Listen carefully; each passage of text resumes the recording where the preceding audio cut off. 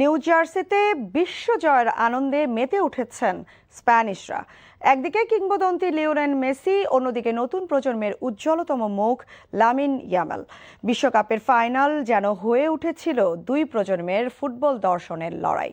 অভিজ্ঞতার বিপরীতে তারুণ্যের দ্বৈরথে শেষ পর্যন্ত হাসি ফুটেছে ইয়ামালদের মুখে। ফুটবল বিশ্ব পেল নতুন এক অধ্যায় শুরুর ইঙ্গিত। যুক্তরাষ্ট্র থেকে আরও জানাচ্ছেন কুশলী আসির।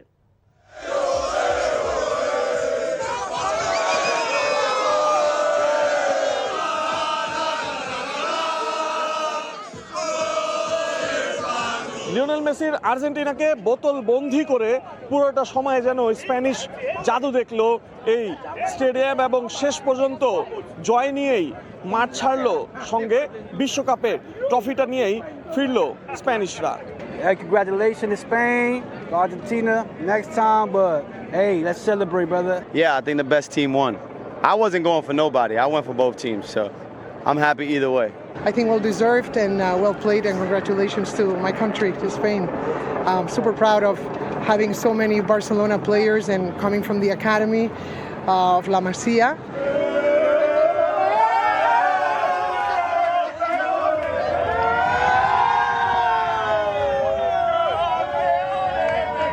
এই ম্যাচটি ছিল বার্সেলোনা ফ্যানদের জন্য বিশেষ। একদিকে লিওনেল মেসি, অন্যদিকে লামিন ইয়ামাল, কিন্তু শেষ পর্যন্ত সেরা দলই বিশ্বকাপের শিরোপা জিতলো।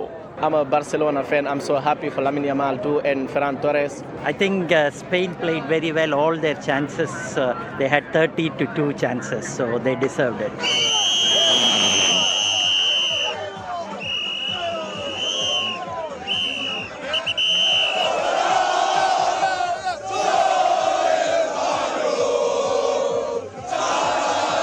একদিকে বার্সার ইতিহাসের সবচেয়ে বড় তারকা, অন্যদিকে বর্তমান দলের সবচেয়ে বড় তারকার লড়াই। শেষ পর্যন্ত নতুন প্রজন্মই জয় পেয়েছে। I had to pick someone, so I had to pick Lamine.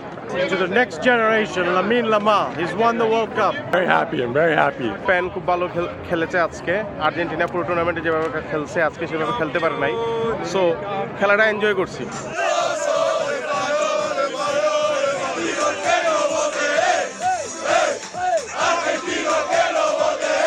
একদিকে লিওনেল মেসির পরন্ত বেলা, অন্যদিকে লামিন ইয়ামালদের উত্থানে যেন এক প্রজন্ম থেকে অন্য প্রজন্মর কাছে বিশ্বকাপের ট্রফি হস্তান্তরের অনন্য এক দৃষ্টান্ত। Kushali Asir, NTV news, New Jersey stadium, যুক্তরাষ্ট্র।